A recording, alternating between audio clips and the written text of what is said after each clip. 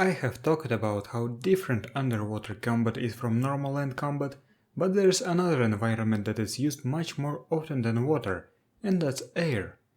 Giant birds, dragons, beholders, airplanes, winged elves. Flying creatures and vehicles are present both in low-tech fantasy games, modern games and ultra-tech games. Rules for air combat definitely are not as complex as underwater combat rules, but there's still a lot to keep in mind. These rules take up less than one page, that is page 398 of GURPS basic set. First of all, how do you become airborne? In terms of advantages, you can use flight, insubstantiality, walk on air or telekinesis. Alternatively, you could use a flying mount or an air vehicle. I explained the rules for mounted and vehicle combat in other videos. Your air move is often much higher than your basic move, but this does not mean that you will always use the high-speed movement rules. These rules come into effect only when you move faster than your basic air move, not simply your basic move. So keep them in mind if you decide to sprint in air, or if you have enhanced move for flight, or when you decide to dive. This way you can add plus 10 multiplied by the local gravity in G's to your basic air move. However, even if you are not using high-speed movement rules, you still often are fast enough for speed penalties to come into play. Depending on the type of your flight, you might need some other conditions to fly. For example, if you have wings, then you need enough room around you to spread them and cannot fly in trace atmosphere or vacuum.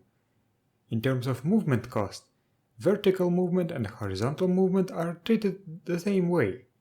Moving a yard vertically and a yard horizontally simultaneously, that is moving diagonally at 45 degrees, costs the same as 1.5 horizontal yards. If you have flying combatants, then you should keep track of their altitude, just like you track depth when fighting underwater.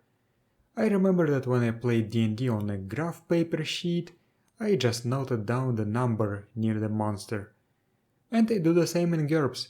In Foundry, for example, you can set it up in the resource tracker. When landbound characters are fighting flyers, rules for combat at different levels come into effect, and weapon reach becomes very important. However, when two flyers fight, these rules are not used. Posture also may work slightly differently. For example, humanoid flyers usually fly horizontally to be able to observe the ground, like Superman, so they take up 2 hexes on the battle map, as if they were lying prone. Generally speaking, being airborne is a huge advantage in combat with those who are stuck on the land.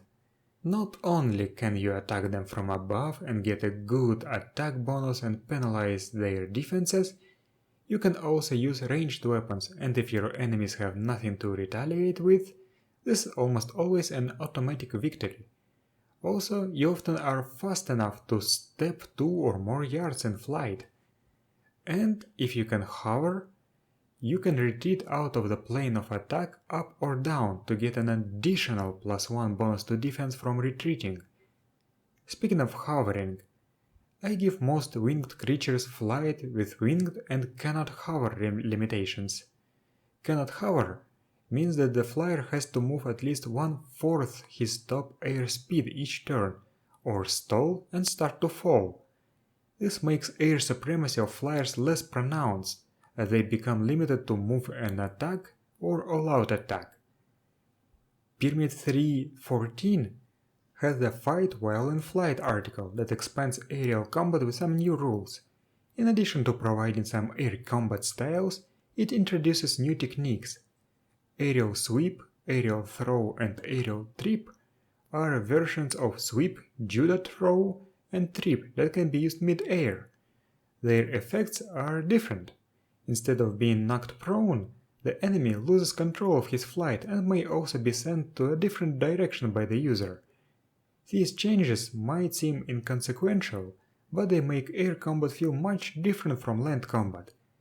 There is also the aerobatic recovery technique that allows you to recover control of your flight, and the wing buffet technique that lets you strike with one of your wings without buying your wings as strikers or natural weapons. Pyramid 3-111 has the Animal Combat Styles article that provides some new techniques for winged fighters, such as Dancing Death, Full Breaking, Hiding Sun, Rushing Death, and Swooping Attack. The author also suggests expanding the mounted combat rule that I used to forget often. If the relative difference between the attackers and the defenders' velocity is 7 or more, the attack is at -1 to hit but +1 to damage. In the GURPS basic set this only works in mounted combat, but this article suggests making it a generic rule that does not depend on the mount. And that's it! Air combat does not use that many new rules, but it still often feels special. After all, you are literally adding a new dimension to combat. Flight also makes balancing combat and designing adventures more difficult. Some traditional obstacles become irrelevant, and many of the encounters can either be easily avoided or trivialized. So be careful with flight. If you feel that you won't be able to balance things around flying characters, just tell that to your players and suggest them not to take any flight capabilities. Thank you for watching, and I'll see you next time.